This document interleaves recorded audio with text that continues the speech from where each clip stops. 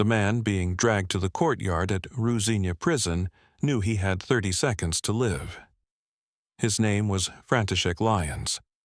He was 34 years old. He worked as a printer in Prague. 3 days ago, the Gestapo had found resistance pamphlets hidden in his basement. He had not written them.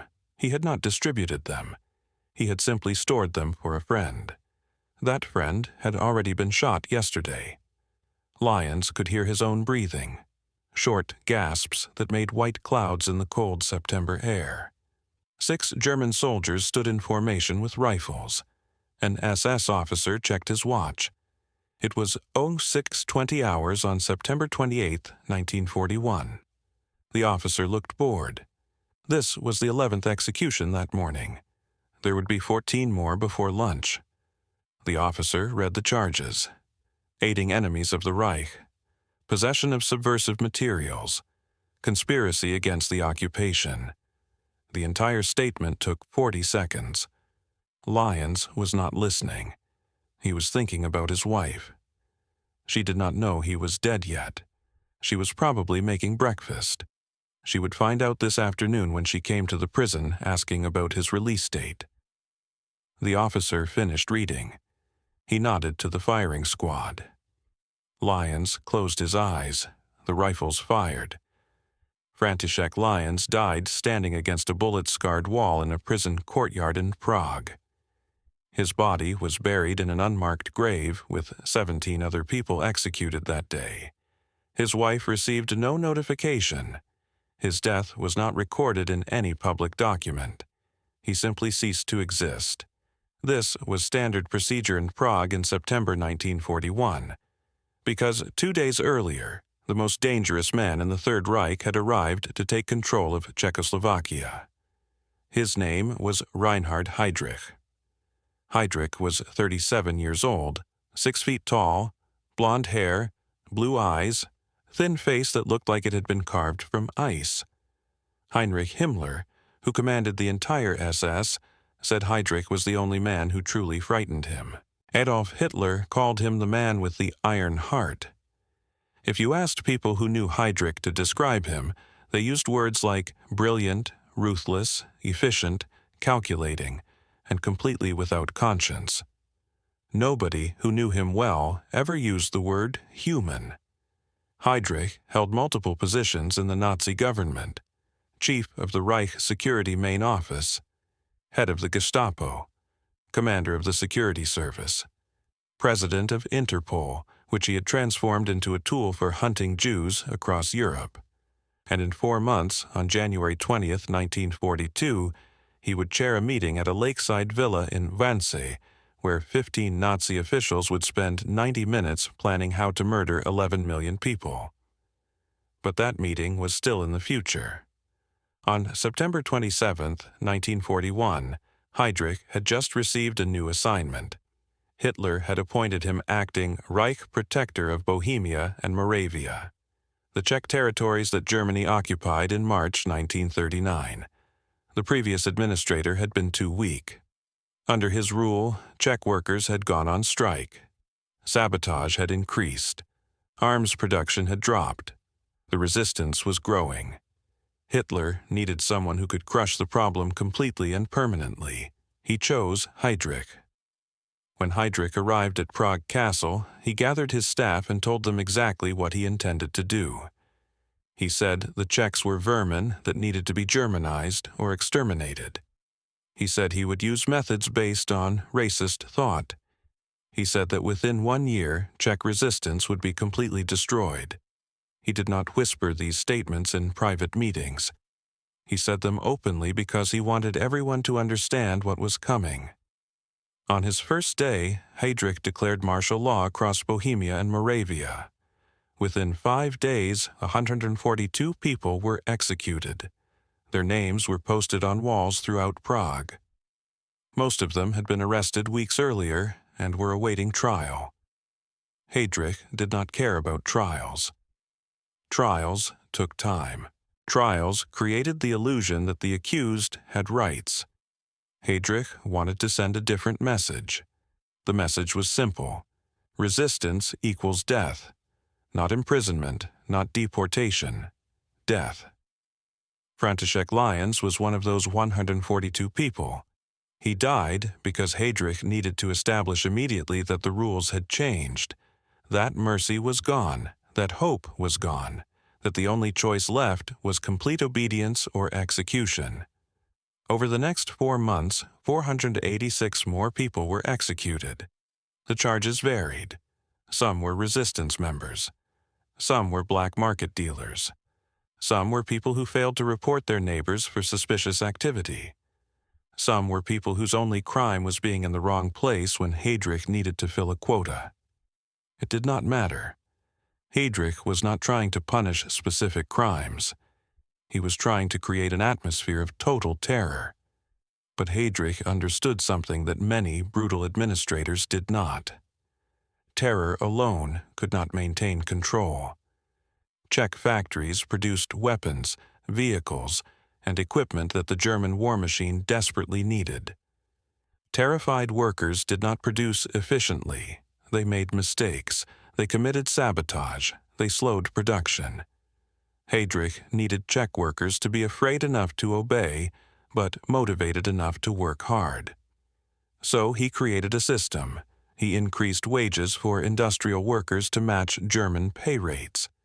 He improved food rations. He distributed free shoes. He created recreation programs. He gave workers Saturdays off. For Czech workers who had been living under occupation for 2 years with declining conditions, these improvements felt significant. Heydrich was giving them carrots while simultaneously threatening them with a very large stick. The results were exactly what a Heydrich predicted. By early 1942, sabotage incidents had dropped by 73%. Arms production increased. Workers who had been striking months earlier were now accepting bonuses and thanking German supervisors. The Czech resistance was not destroyed, but it was paralyzed. People were too afraid to act, too afraid to organize, too afraid to trust anyone. Heydrich demonstrated his confidence by riding through Prague in an open Mercedes convertible without armed guards. This was not recklessness. This was psychological warfare. He wanted Czechs to see him riding unprotected through their capital. He wanted them to understand that he did not fear them, that their resistance meant nothing, that he had already won. On January 20th, 1942, Heydrich flew to Berlin for a meeting. 15 senior Nazi officials gathered at a villa on the shore of Wannsee Lake. Heydrich chaired the meeting. The topic was the final solution to the Jewish question. For 90 minutes, these 15 men discussed logistics for murdering 11 million people. They discussed transportation schedules, property seizure procedures, coordination between occupied territories, disposal methods. They discussed mass murder with the same bureaucratic efficiency that other governments used to discuss tax policy. At one point, Heydrich presented statistical breakdowns. How many Jews lived in each country? How many could be worked to death? How many would need to be killed immediately? He had charts, he had timelines, he had quotas.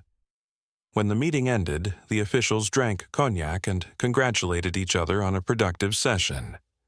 Heydrich flew back to Prague the next day and resumed his administration. This was the man who ruled Czechoslovakia in early 1942. A man who could spend his morning executing Czech workers for minor infractions and his afternoon planning industrial genocide. A man who saw human beings as statistical problems to be solved through efficient application of terror and murder. A man whose success was making him one of the most powerful figures in Nazi Germany. People in London were watching this with growing alarm. The Czechoslovak government in exile had fled Prague when Germany invaded in 1939. They operated from London under British protection. President Edvard Beneš led this government. He had been Czechoslovakia's elected president when the Germans arrived. Now he ran a government with no territory and diminishing relevance. Beneš faced a serious problem. His government claimed to represent Czechoslovakia. But Heydrich was systematically erasing Czech identity. If Heydrich's administration continued successfully, there would be nothing left to represent. The Allies were focused on their own survival. Nobody was thinking about liberating Czechoslovakia. Nobody cared about Czech resistance. Beneš understood that his government in exile would become completely irrelevant unless something dramatic happened. In October 1941, Beneš met with officers from British Special Operations Executive. SOE was responsible for sabotage and resistance operations in occupied Europe. Beneš made his argument. He said Heydrich was too effective, too dangerous. If Heydrich continued, Czech national identity would be destroyed within a few years. The only way to prove that Czech resistance still existed was to kill him. Not embarrass him, not capture him, kill him. The British officers understood what Beneš was proposing. Assassinating a high-ranking Nazi official in occupied Prague would trigger massive reprisals. Hundreds, possibly thousands of Czechs would be executed in revenge. But Beneš argued that the reprisals did not matter as much as proving resistance was possible. That Czechs could strike back. That hope still existed. The British approved the operation. They called it Operation Anthropoid. The word came from ancient Greek. It meant resembling a human being. Whether this referred to Heydrich or to what the operation would require of the men who carried it out was never made clear. SOE and the Czech government in exile began searching for volunteers. Not soldiers who would follow orders. Volunteers who understood they were signing up to die. The operation required men who were physically capable, mentally strong, and completely committed. Men who would not break under torture if captured. Men who accepted that they would probably not survive. They found two men.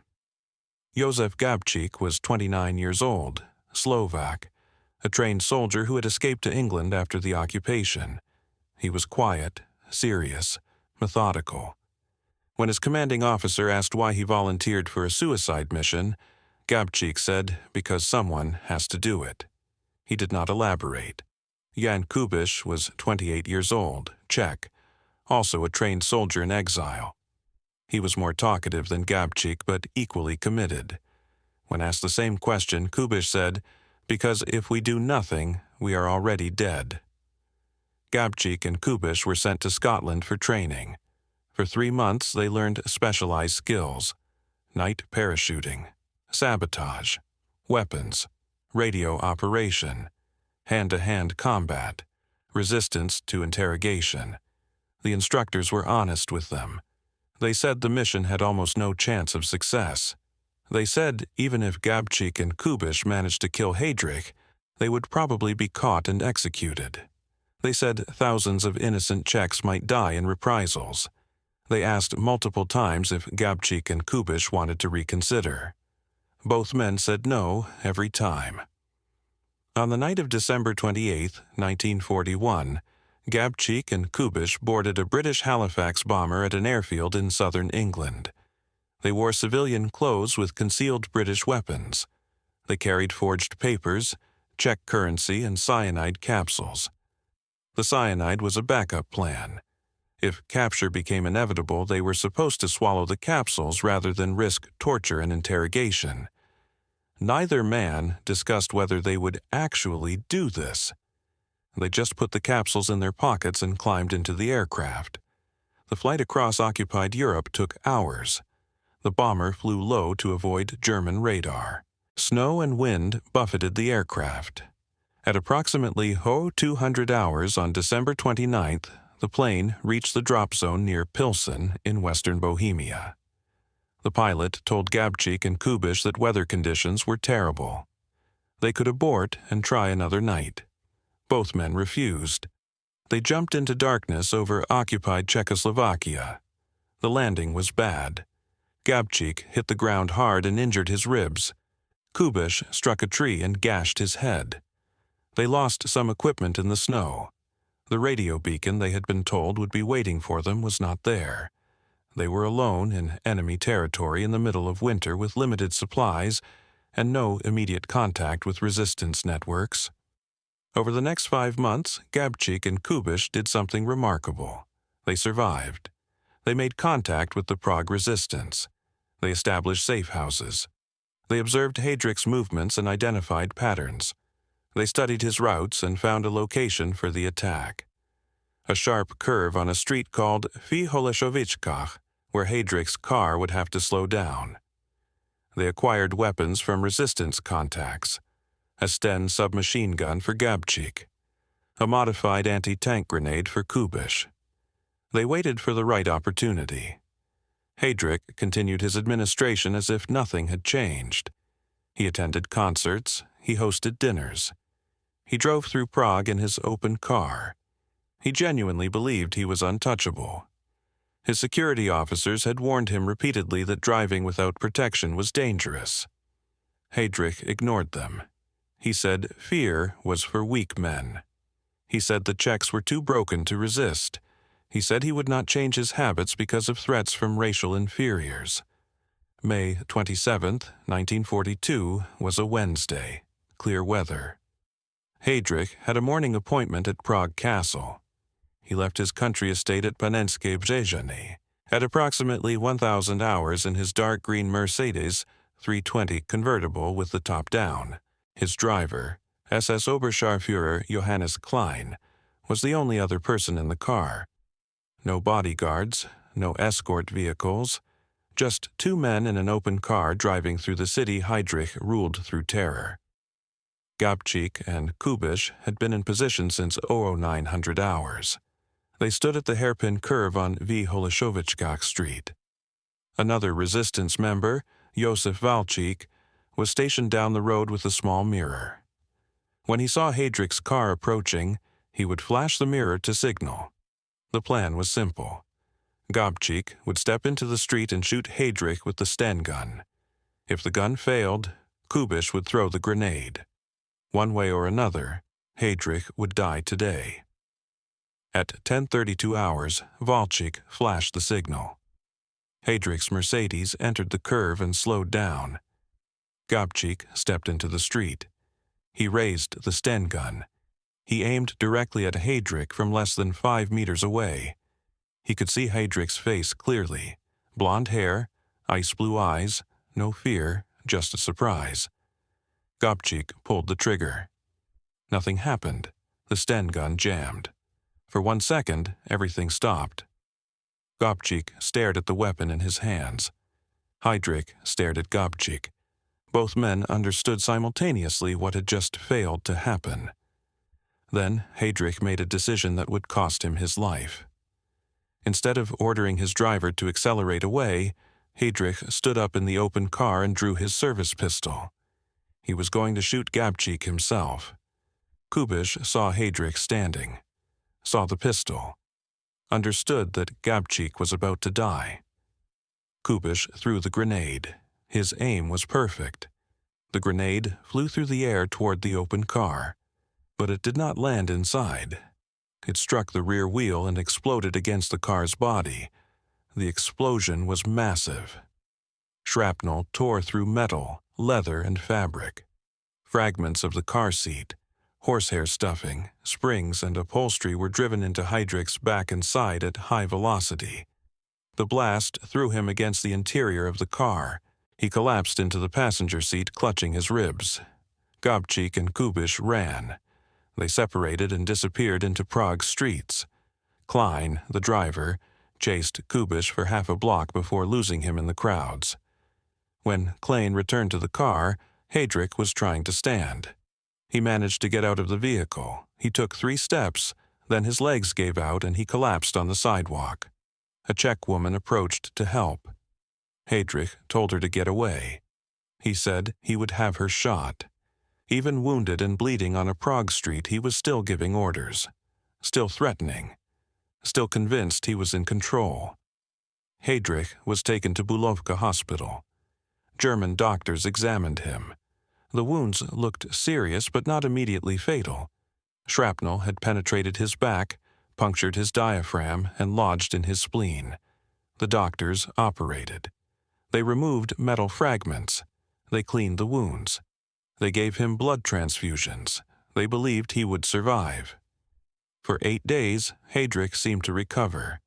He was conscious and lucid. He complained about hospital food. Heinrich Himmler visited him personally and promised that the assassins would be found and killed. Heydrich said he wanted them brought to him alive. He wanted to interrogate them personally. He wanted to know who had helped them, who had planned the operation, who would pay for this. On June 3rd, Heydrich's condition suddenly deteriorated. Infection was spreading through his body. The shrapnel had carried fragments of fabric, leather, and horsehair deep into his wounds. Bacteria was multiplying.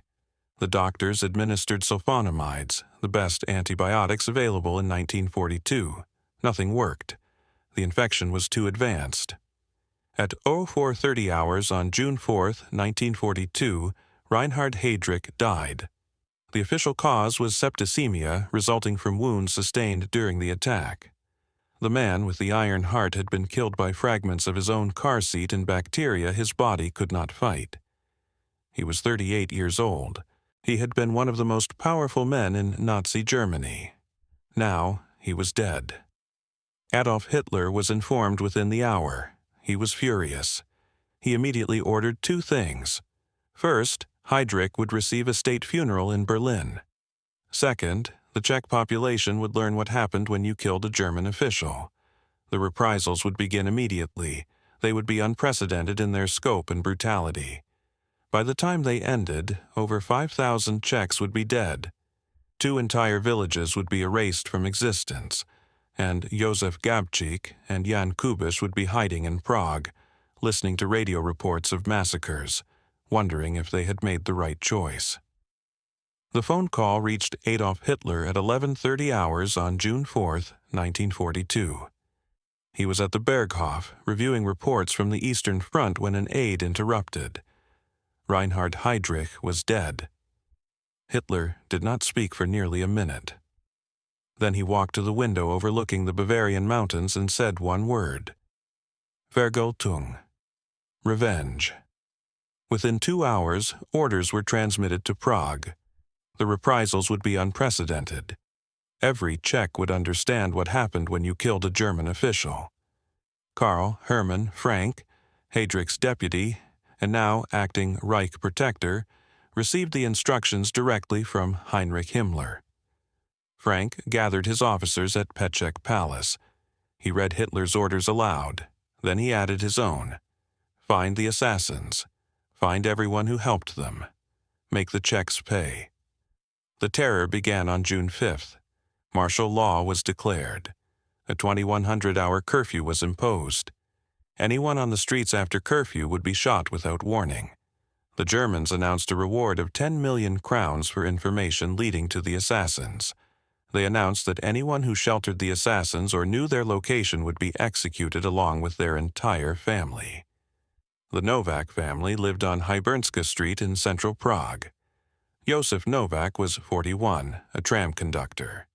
His wife Anna was 38, a seamstress. They had 3 children.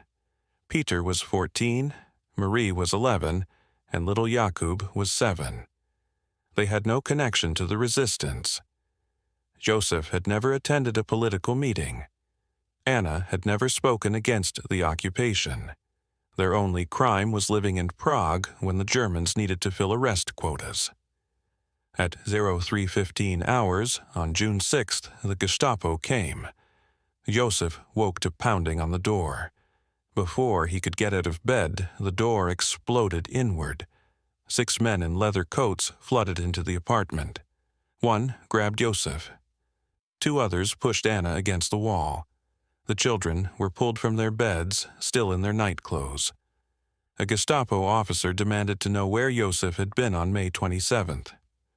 Joseph said he had been working his regular shift on tramline. 22. The officer slapped him. Where were you really? Joseph repeated the same answer. He had been at work. He had witnesses. He had done nothing wrong. The officer nodded to his men. They ransacked the apartment. They tore open mattresses. They smashed furniture. They were not looking for anything specific. They were demonstrating power. After 20 minutes, they found nothing because there was nothing to find. The officer told Josef that he was under arrest for suspected conspiracy against the Reich. Josef asked what conspiracy. The officer hit him again. Anna started to cry. Marie, the 11-year-old, was crying too. Jakub asked his mother what was happening. Anna told him to be quiet, be very quiet. They took Josef. They handcuffed him and dragged him down 4 flights of stairs to a waiting truck. 17 other men from the building were already in the truck. Most of them were still in their night clothes. None of them knew why they had been arrested. The truck drove to Ruzina prison. Josef Novak was processed, photographed, and thrown into a cell with 40 other men. He was executed by firing squad 8 hours later. His body was buried in an unmarked grave. Anna received no notification. She spent 3 days going to police stations asking about her husband. Nobody would tell her anything. On the 4th day, she stopped asking because she understood. This happened to 1,300 families in 2 weeks. Józef Gabčík and Jan Kubiš were hiding in a safe house in the Žižkov district when they heard the news. They listened to German radio announcing Heydrich's death.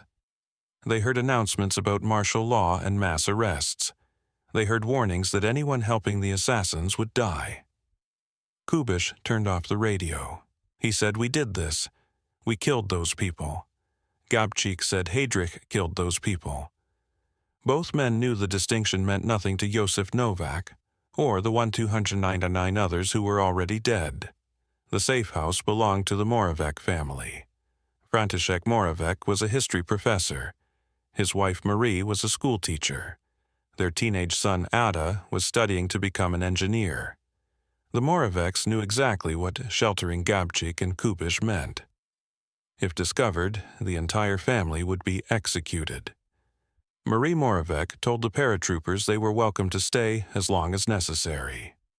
She said it calmly, as if discussing something ordinary instead of accepting a death sentence for her family.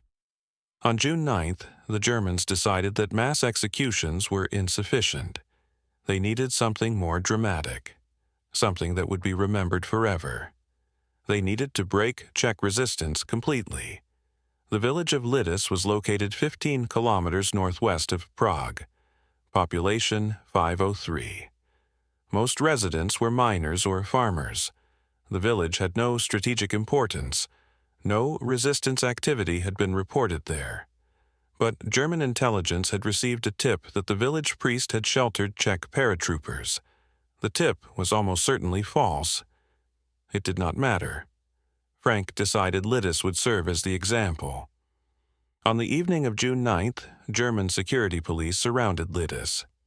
At 0200 hours on June 10th, they went house to house, forcing residents outside at gunpoint. The villagers were separated by gender. Men and boys over 16 were taken to Horrocks farm.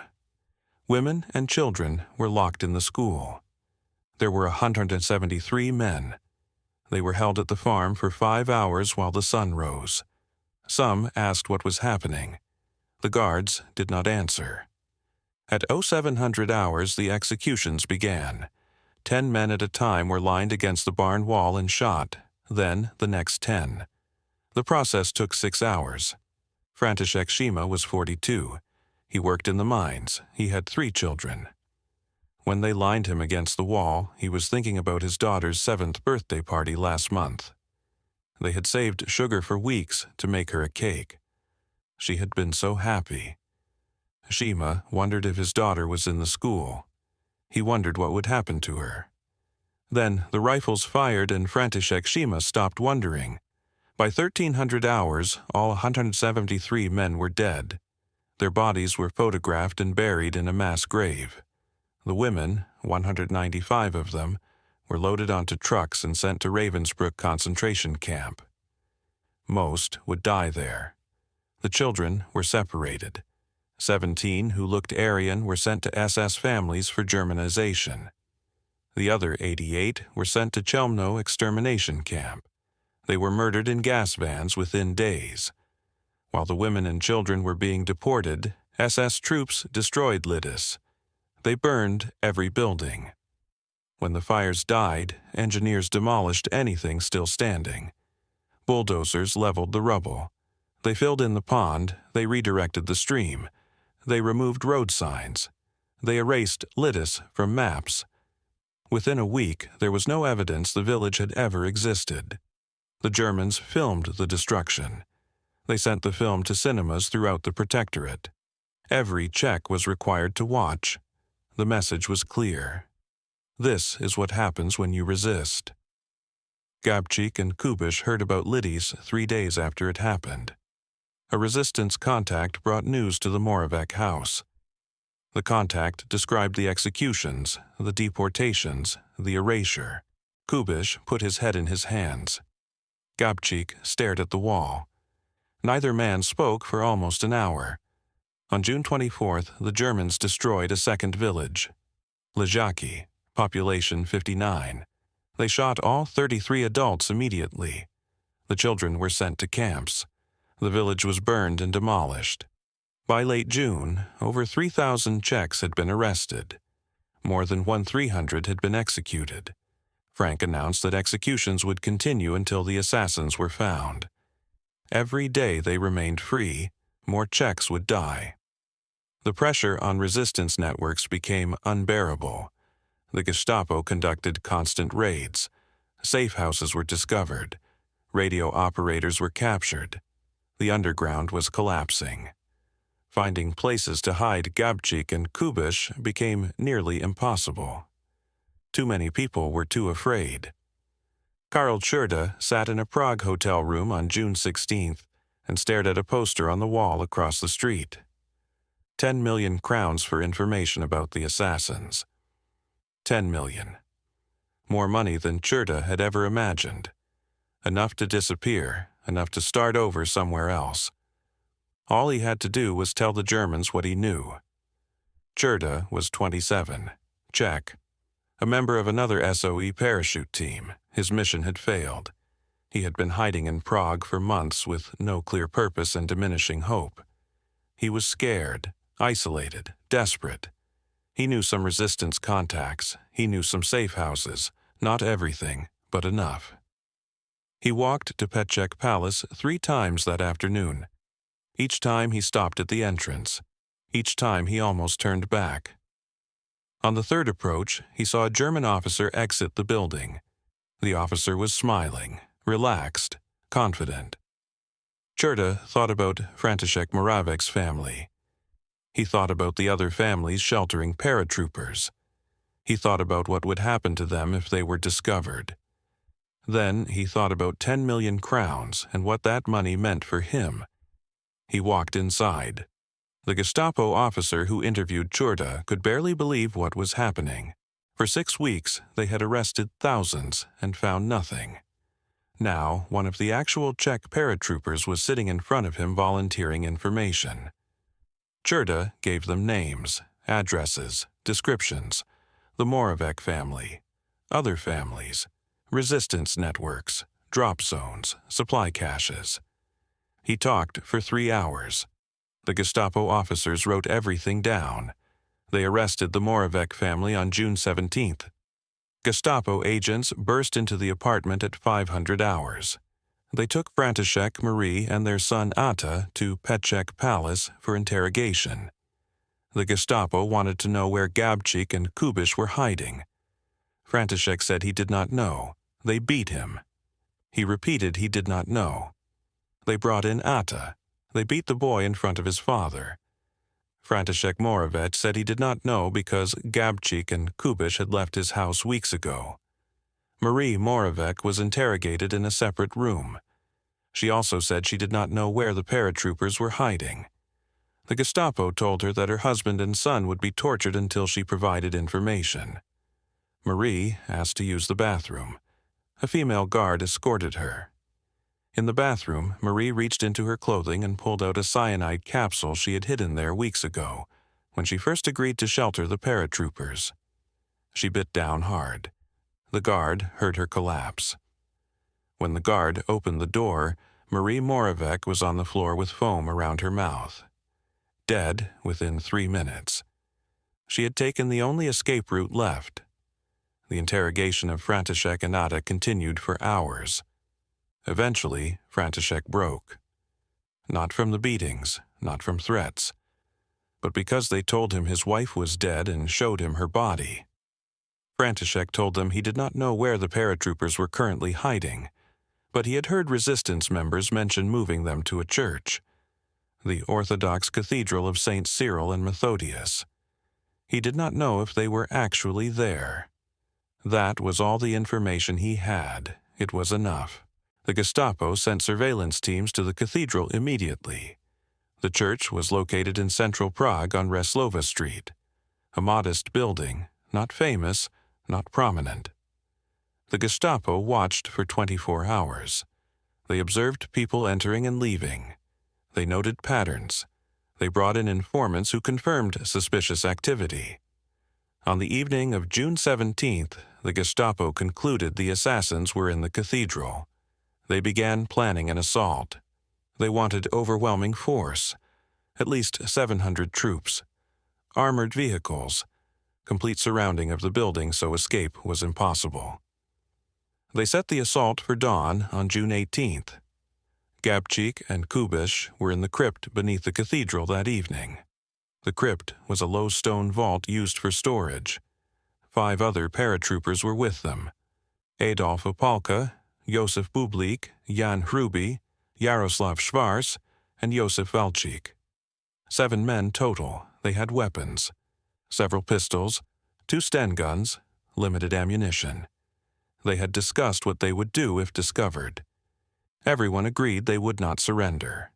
They would fight until the ammunition ran out. Then they would use their final bullets on themselves. Father Vladimir Petrek came down to the crypt around 2200 hours.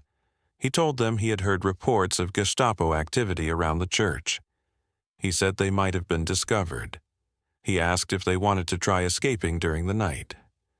Gabčík said no. He said if they left, the Germans would follow them to other safe houses. More families would be arrested. More people would die. He said they had already caused enough deaths. He said they would stay here and finish it. Father Petrek looked at the 7 men in his crypt. He knew they were going to die. They knew they were going to die. Petrek said he would pray for them. Opalka said, "We are past praying for." Petrek said no one is ever past praying for. Then he left and went upstairs to prepare for morning services that would never happen. At 0400 hours on June 18th, Gabčík woke in the crypt. He had not been sleeping. None of them had. He heard sounds outside. Truck engines, many truck engines, boot steps on cobblestones, commands being shouted in German. He sat up and checked his Sten gun. He ejected the magazine and counted by touch in the darkness. 30 rounds. He reinserted the magazine and pulled back the bolt. The metallic sound was loud in the stone vault. Kubiš sat up. He looked at Gabčík. Neither man spoke. They did not need to. Both understood what the sounds outside meant. Kubiš checked his pistol. He had 18 rounds. He looked at the other 5 men. All of them were awake now. All of them were checking weapons.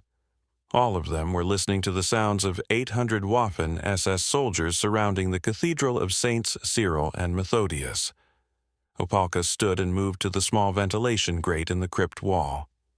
He looked through the grate.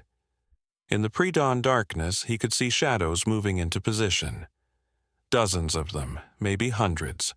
Armored cars, machine gun positions, spotlights being set up. Opalka turned back to the others. He said, "They are here." Gabčík stood. He held the Sten gun across his chest. 30 rounds, 7 men against hundreds. Maybe they could hold out for an hour. Maybe 2 if they were lucky, maybe long enough for the story to spread. Maybe long enough for Czechs to hear that 7 paratroopers chose to die fighting rather than surrender. Maybe that would matter. Above them, in the main church, they heard the cathedral doors being smashed open. They heard German voices shouting. They heard boots on the floor. They heard furniture being overturned. The Germans were searching the church first. Within minutes, they would find the entrance to the crypt. Gabčík looked at his 6 companions: Opálka, Bublik, Hruby, Schwarz, Valčík, Kubiš. Men he had trained with, men he had jumped with, men he was about to die with.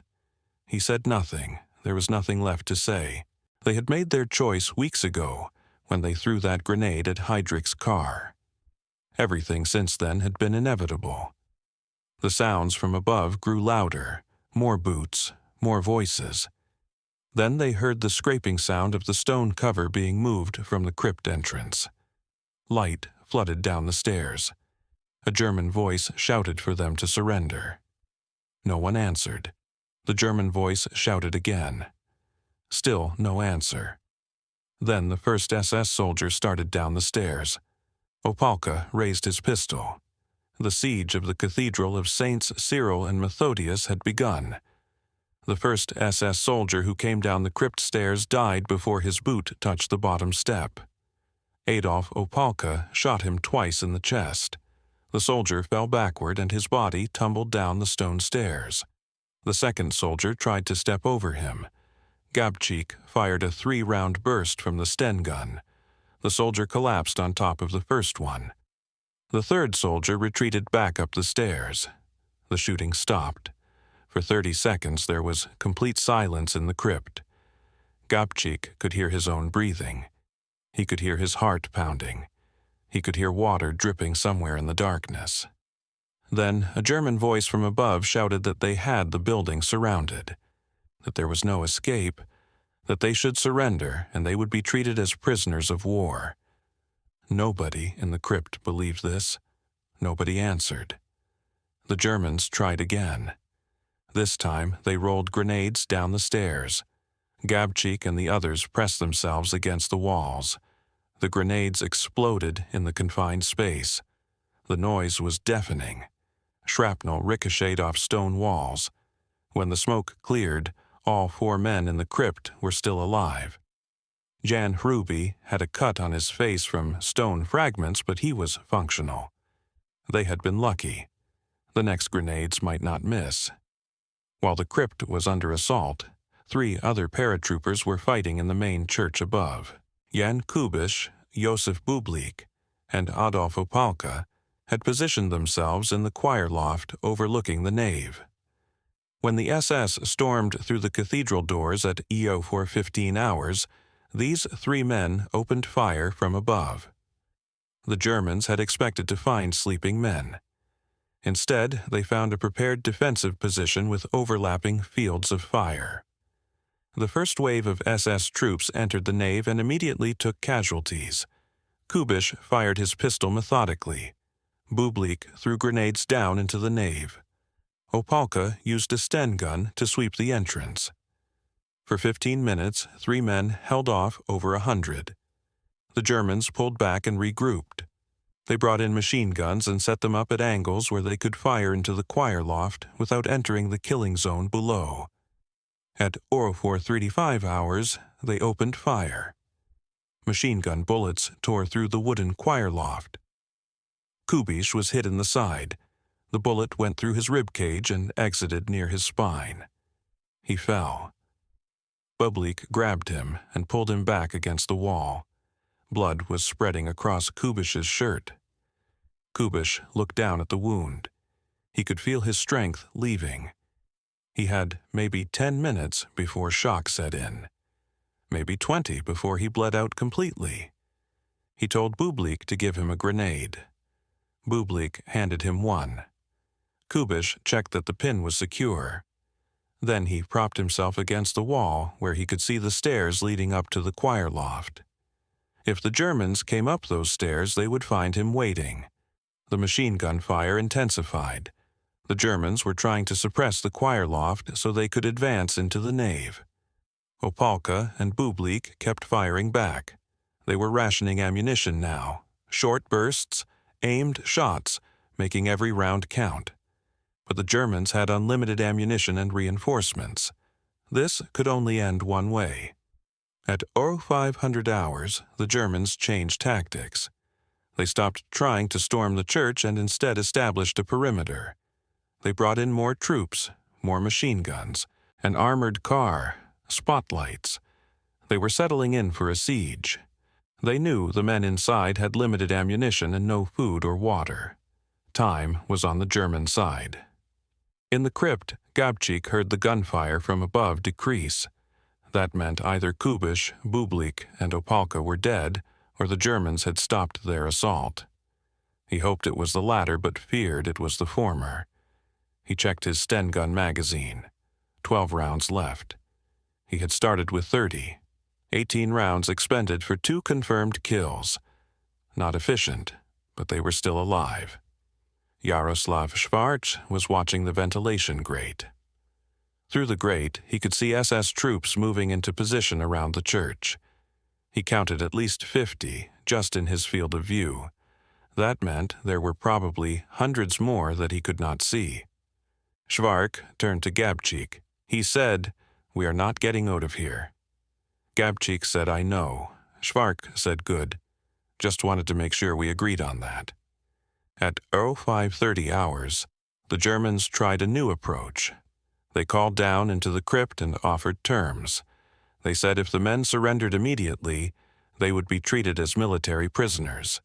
They would be sent to POW camps. They would not be tortured. This was a lie, and everyone knew it was a lie. But the Germans had to make the offer for procedural reasons. When the offer was refused, they could justify whatever came next. Josef Walczyk shouted back up the stairs.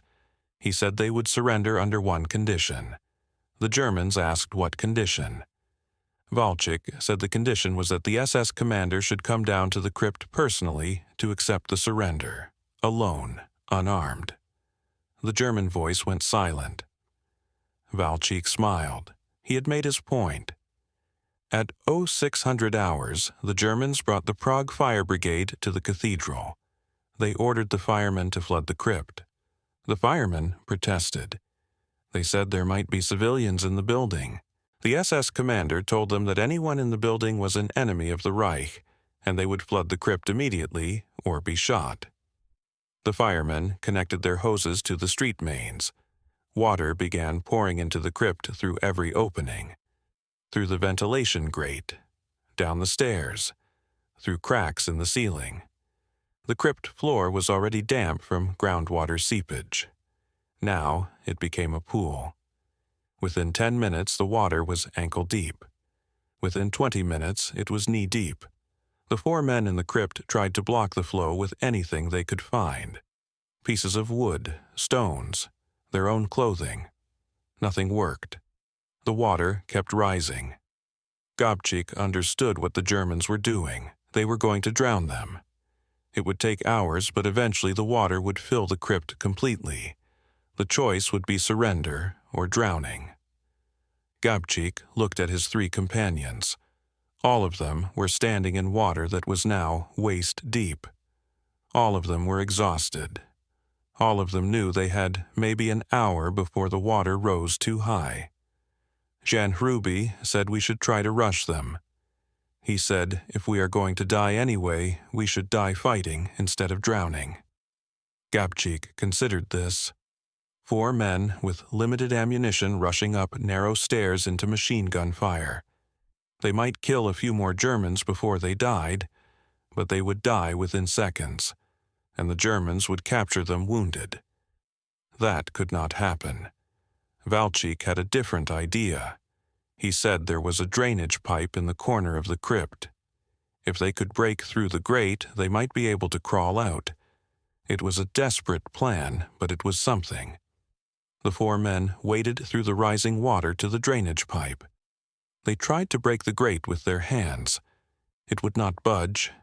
They tried using pistol butts as hammers. The grate was solid iron set in concrete. After 20 minutes of effort, they had barely scratched it. The water was chest deep now, and still rising. Gabčík looked at his watch. 0645 hours. They had been fighting for 2.5 hours. Above them, he could still hear occasional gunfire. That meant Kubiš, Bublik, and Opálka were still alive, still fighting. Gabčík made a decision. He gathered the other 3 men. The water was up to their shoulders now. They were holding their weapons above their heads to keep them dry. Gabčík said, "We are not surrendering." Everyone nodded. Gabčík said, "We are not drowning either." Everyone nodded again. Gabčík said, "When the water gets too high, we use our last bullets." Everyone understood. Above, in the choir loft, Jan Kubiš was dying. The gunshot wound in his side had bled steadily for over 2 hours. He was pale and weak. He could barely hold his pistol. But he was still conscious and still watching the stairs. Bublik and Opálka were still fighting. The Germans had tried twice more to storm the choir loft. Both times they had been driven back, but ammunition was almost gone. Opálka had 4 rounds left in his Steen gun. Bublik had 5 rounds in his pistol. The next German assault would be the last.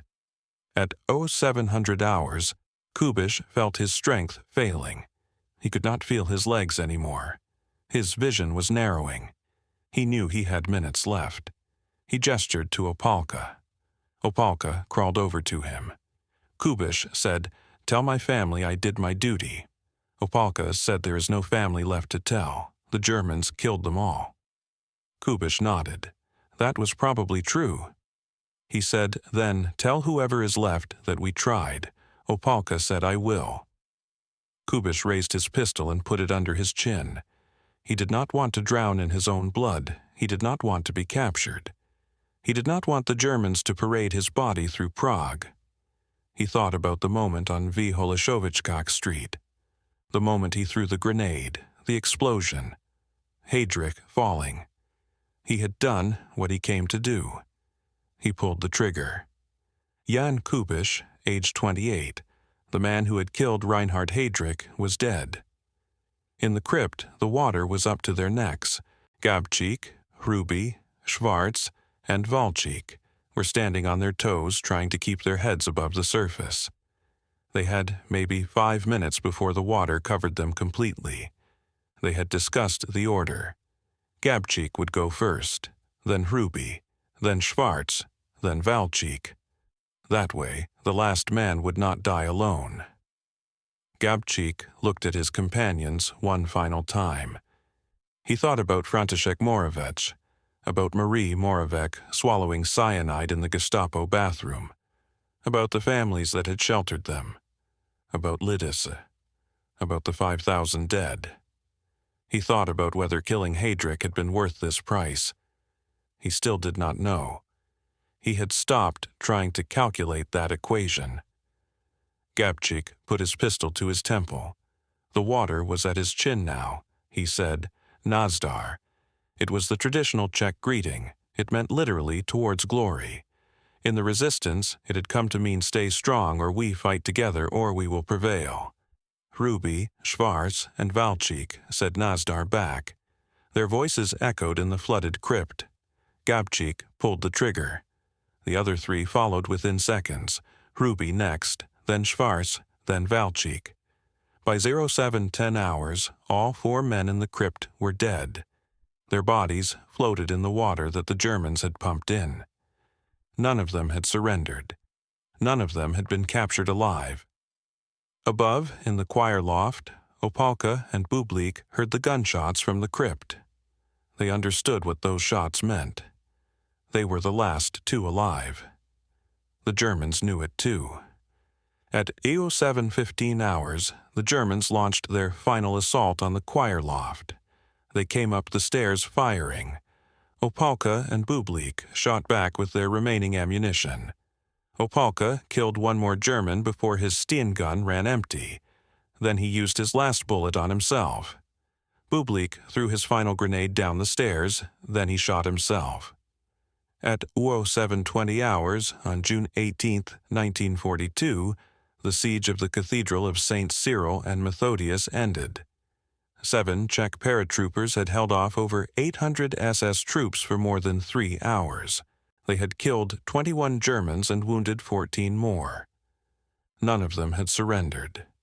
None of them had been captured alive. The Germans pumped the water out of the crypt and recovered the bodies. They lined all 7 corpses on the street outside the cathedral. Karl Czerda, the traitor who had betrayed them, was brought to identify the bodies. Czerda walked slowly down the line of dead men. He looked at each face. Gabčík, Kubiš, Valčík, Hruby, Schwarz, Bublik, Opalka. Men he had trained with in Scotland. Men who had jumped from the same planes. Men who had chosen to die rather than surrender. Czerda's hands were shaking. An SS officer asked if these were the men. Czerda nodded. He could not speak. The officer handed him an envelope. 10 million crowns. Czerda took it. The envelope felt heavier than it should. That night, Czerda sat alone in a hotel room with the money on the table in front of him. He could hear celebrations in the street outside. The Germans were celebrating the death of the terrorists. Czerda opened the envelope and looked at the money. He tried to calculate how much each life was worth. 10 million divided by 7. He tried to calculate how many Czech families had died because he gave the Germans the Moravec address. He stopped calculating. The numbers were too large. Czerda lived for 5 more years. He used the money to disappear into Austria. But Czechoslovakia was liberated in 1945. The new government tracked him down in 1946. He was tried for treason in Prague in 1947. The trial lasted 3 days. Witnesses testified about the families he had betrayed, about the paratroopers he had given up, about the Moravec family, about Marie Moravec dying with cyanide foam on her lips. Czerda sat silent through all of it. When asked if he had anything to say, he said only that he wished he had died in the cathedral with the others. The court sentenced him to death by hanging. On April 29, 1947, Karl Czerda was executed at Pankrak prison in Prague. He was 32 years old. His last words were a request that someone tell his mother he was sorry. Nobody agreed to deliver the message. His body was cremated and his ashes were scattered without ceremony. No marker, no memorial, no name recorded. He had wanted to be forgotten. He got his wish. Bishop Gorazd of the Czech Orthodox Church heard about the siege while under house arrest. The Gestapo had been questioning him about his knowledge of the paratroopers. Gorazd had denied everything. But after the siege, he understood that denial was pointless. The Germans would torture every Orthodox priest in Prague until someone confessed. Gorazd decided to spare them. On June 19th, 1 day after the siege, Bishop Gorazd wrote a letter to Karl Hermann Frank. He stated that he, and he alone, had authorized hiding the paratroopers in the cathedral. He stated that the priests who had helped him were following his orders. He stated that the Orthodox Church should not be held responsible for his individual decision. He requested that he be executed and the others be spared. Frank ignored the request. On June 27th, the Gestapo arrested Gorazd along with 2 priests who had helped shelter the paratroopers, Father Vladimir Petrek and Father Václav Číkl. All 3 were tortured for information about other resistance members. Gorazd told them nothing, because he knew nothing beyond the cathedral. Petrek and Číkl also remained silent. On September 4th, 1942, all 3 men were executed by firing squad at Kobylisy shooting range outside Prague. Before his execution, Bishop Gorazd was allowed to write one final letter. He wrote to his congregation. He told them that he had no regrets about sheltering the paratroopers. He said that the Church had a duty to protect those who fought tyranny. He said that he was dying for that duty and considered it an honor. He signed the letter. 3 hours later, he was dead. The German reprisals continued for weeks. By the end of July 1942, over 5,000 Czechs had been executed in retaliation for Heydrich's assassination. The resistance networks were destroyed. It would be more than 2 years before organized resistance resumed in Czechoslovakia. But the story of Operation Anthropoid spread across the world. The Allies learned that 7 men had held off 800 for 3 hours, that none had surrendered, that a bishop had voluntarily given his life to protect his church. Britain and its allies formally repudiated the Munich Agreement and recognized Czech independence.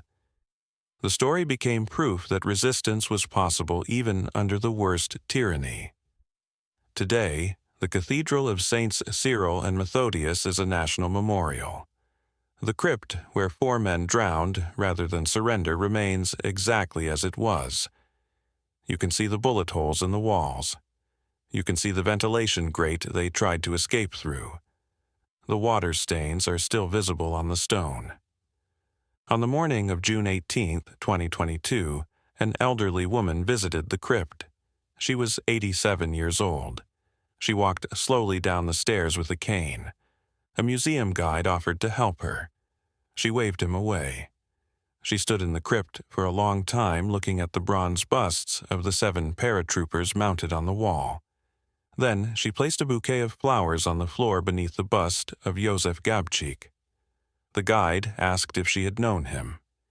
She said yes. She said Gabčík had stayed at her family's house for 3 days in April 1942. She was 7 years old then. She remembered him teaching her to whistle. She remembered him giving her a piece of chocolate. She remembered her mother crying when he left because she knew he was going to die. The woman touched the bullet holes in the wall. She said her mother had been right. Everyone who helped the paratroopers died. Her mother was arrested 2 weeks after the siege and executed. Her father died in Mauthausen. Her older brother was sent to a work camp and never came back. She was the only survivor of her family. The guide asked if she thought Operation Anthropoid was worth it. The woman looked at him. She said she had been asking herself that question for 80 years. She said she still did not know the answer. She said maybe there was no answer. She said maybe the question itself was wrong. She said the real question was not whether killing Heydrich was worth 5,000 lives.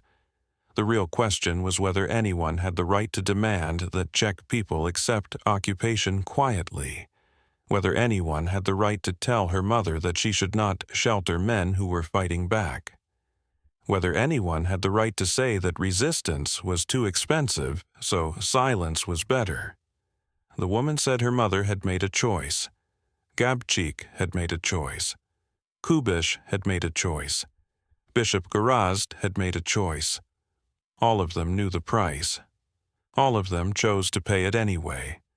She said maybe that was what mattered. Not whether they succeeded or failed, not whether the cost was acceptable, but that they chose resistance over submission even when they knew it would cost everything. The guide did not know what to say. The woman picked up her cane and walked toward the stairs. At the bottom step, she stopped and looked back at the crypt one more time, at the bullet holes, at the water stains, at the memorial to 7 men who had refused to surrender. She said, "Nazdar." Her voice echoed in the stone vault. Then she climbed the stairs and walked out into the Prague morning. The cathedral crypt remains open every day. Thousands visit each year. They stand where Gabčík stood. They see the rising watermarks. They touch the bullet-scarred walls. They try to imagine what those final minutes were like. The question of whether it was worth it remains unanswered. Perhaps it always will. But the story endures. The memory persists. And the bullet holes in the cathedral walls remind every generation that some people will fight even when victory is impossible. That some people will die rather than submit. That resistance, however costly, however doomed, matters, because the alternative is silence, and silence, as the 7 men in the cathedral understood, costs more.